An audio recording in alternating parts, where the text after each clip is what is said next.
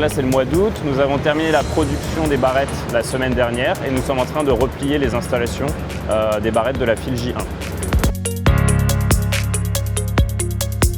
En parallèle, nous avons un atelier d'injection de pointe des barrettes qui est en cours.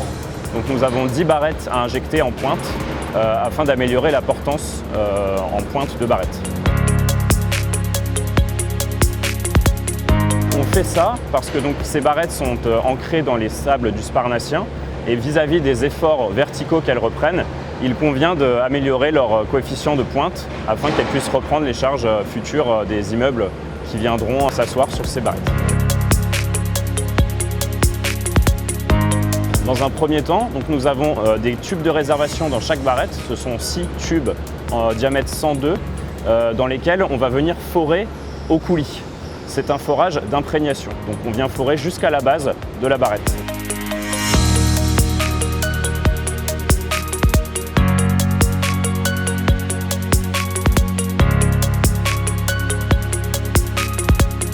Ensuite, une fois que le coulis a fait prise dans les tubes, on va venir reforer 24 heures après pour aller jusqu'à la base de ce forage et on va venir injecter sous pression du coulis afin d'obtenir un arrêt pression de 50 bars qui permettra de garantir une portance suffisante.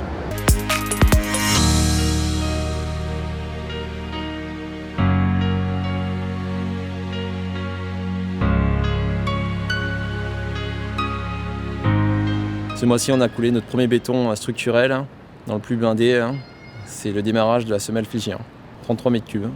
Cette semelle-là vient clafeter toute la rangée de barrettes de la file J1. Et ensuite, on vient réaliser le mur qui fera 1 mètre d'épaisseur sur cette semelle-là pour recevoir toute la descente de charge de la future couverture et des futurs immeubles qu'il y aura au-dessus. On fait la coulage de première poutre, de première fondation, de premier bout de fondation. Oui, ça c'est un béton autoplaçant. Donc là, on n'utilise pas le vibreur, on utilise que seulement le béton, il va s'autoplacer. Le béton autoplaçant, comme son nom l'indique, c'est-à-dire qu'il se place tout seul, c'est pas besoin de le vibrer. Donc si on a un ouvrage avec beaucoup de ferraillage, on peut prendre un béton autoplaçant, comme ça lui il va passer entre les armatures, sans problème. Et on n'a pas besoin de le vibrer.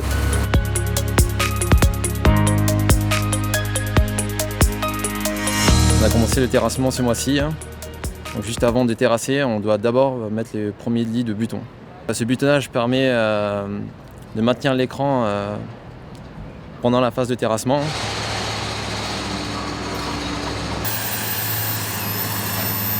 Donc on terrasse jusqu'au fond de fouille de la semelle pour commencer à réaliser le recépage et la semelle de fondation pour le voile file J1. Donc on a différents types de terre dans ce terrassement. On a de la classe 2, donc c'est de la terre polluée. On a de la classe 3+, et de la classe 3. La classe 3 est une terre plutôt saine.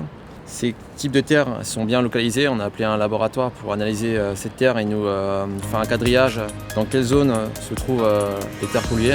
À chaque jour, on fait attention à ne pas mélanger les terres et à bien évacuer tel type de terre vers un traitement des décharges.